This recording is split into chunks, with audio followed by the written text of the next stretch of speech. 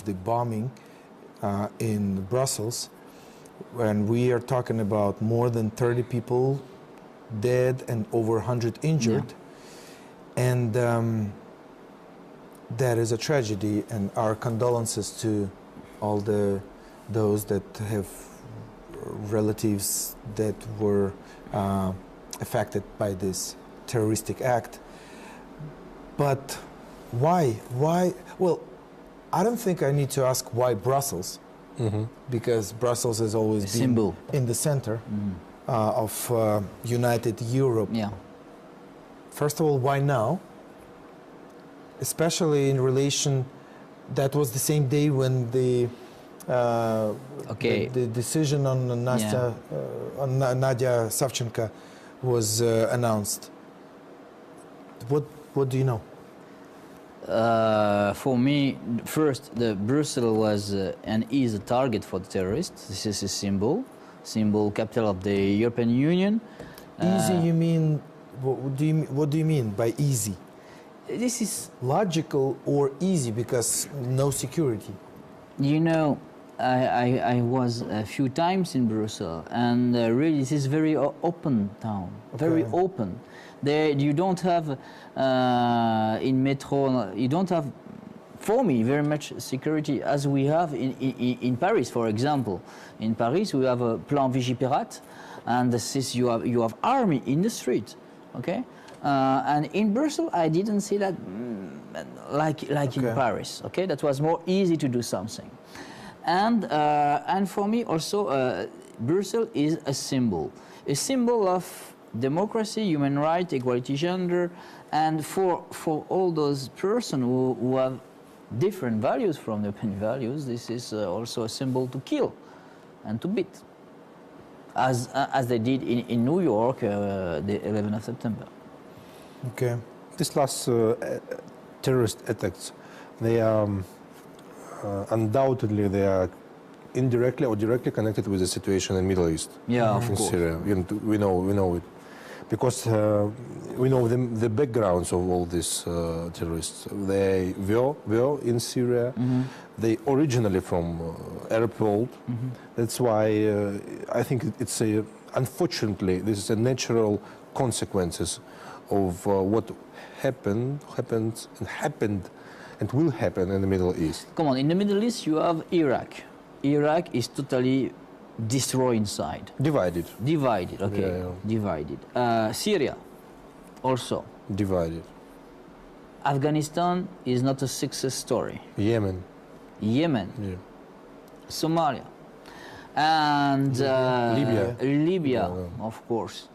And all those countries, they can provide a lot of terrorists. Potential. Yeah.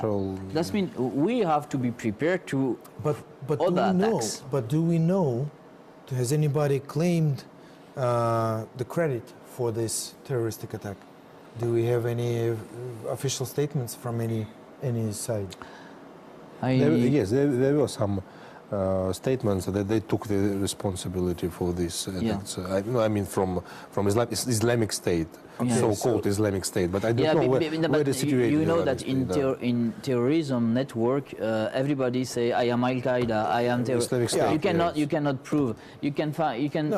Somebody can say I am from Al Qaeda. My question, the reason why I'm asking you if it's Islamic State or somebody who's saying that it's Islamic State. Why Brussels? Because if Russia was the ones that supposedly had shelled all the terroristic camps and all the headquarters, as they claim that they were shelling and they were attacking with their jets, the Islamic State terroristic camps. But the terroristic acts are in Brussels, and Brussels hasn't done anything there. You know, by saying this, that's a proof that the shelling wasn't necessarily the Islamic State terroristic camps. That was useless. I mean, it was useless. I understood your in a point. totally different territory. Without point, without. I'm not. You know that Russia involved in this Syria campaign not because of Islamic State. Because of Bashar Assad. Because of Bashar Assad and because of the Syrian opposition. Because Syrian opposition. Yes, exactly. And they're the ones that they were shelled and attacked. Bombed. They bombed the Syrian opposition. Infrastructure of Syrian opposition. Now everybody understood that there is some stability in conflict, status quo so-called, between pro-Assad formed these armed forces and opposition. So Russia did not want to involve this conflict for many years, for 3 years. It was a necessary measure because they want to show that there is a support of Assad from Russia. And Iran, Hezbollah from Lebanon, these militias from Shia militias from Iraq, from Yemen, they all failed in their support. That's why Russia should involve and to show its power.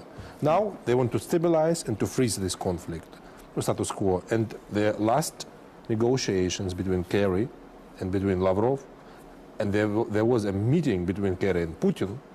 They want just to stop this conflict, but not stop the war in the Middle East, because they want to go on their campaign against Islamic State. And Russia confirmed that they will go on these airstrikes against Islamic State. But how they define where the Islamic State, where the Syrian opposition, that's very interesting. Yeah, and other things, you know, you say that Russia don't want to stay 3 years in Syria. That's involved 3 years. Why? Why? Because if they do that, that means they will have to put more soldiers, more equipment, more weapons, and this is impossible now. In this situation of Russia, economic situation, and also internal situation, to put more soldiers and money in this operation. And for me, Putin is playing at first for his internal policy and after for external policy. Now, we've got about a minute and a half left. I want to wrap it up all and try to connect it to our situation, Ukraine. Any benefits for us? Can we get any benefits from the world events? And what can we do to make our move in between this big chess game? Yes, chess game, geopolitical game. Yes. Unfortunately, Ukraine just object of this political game, and this is some figure of this chess game, and not a big one. Not a subject of this geopolitical game. So we have to wait, but we have to understand that now Ukraine is the ally of United States, not ally of Russia. DNR and LNR, separatists, they are allies of Russia. So now even some parts of Ukraine, unfortunately, are divided. That's why the general geopolitical situation influences the situation in Ukraine. It influences and will influence. We have to just to analyze and to wait and to be patient, unfortunately. And for me, you know, everything is also a large part is in the end of Ukraine also, in the end of Ukraine. Ukraine is ready to take his destiny in his hands. And really, for me, you don't have to wait everything from abroad. In this conflict, you have also to work with your own forces. And when you say what we can do, okay, I think, you know, this morning I talked with some European diplomat, and they say Ukraine also has to do a part of the job. Yeah. Right. Well, that's the thing that we will stay on and meditate on, that Ukraine has got its own job to do, internal, right, and external as well. You know, on the domestic field with the Verkhovna Rada and cabinet of ministers, that's a totally different subject, but that's going to be probably for the next show. Yeah. It was United Country, UAT time by First Ukraine. Our guest was Andriy Buzarov, expert on international and law issues. Olivier Drin and Sergei Vichonsky were working for you in the studio. Stay with us and we will show to you the real Ukraine. Thank you for being with us. Have a good day and see you soon. See you.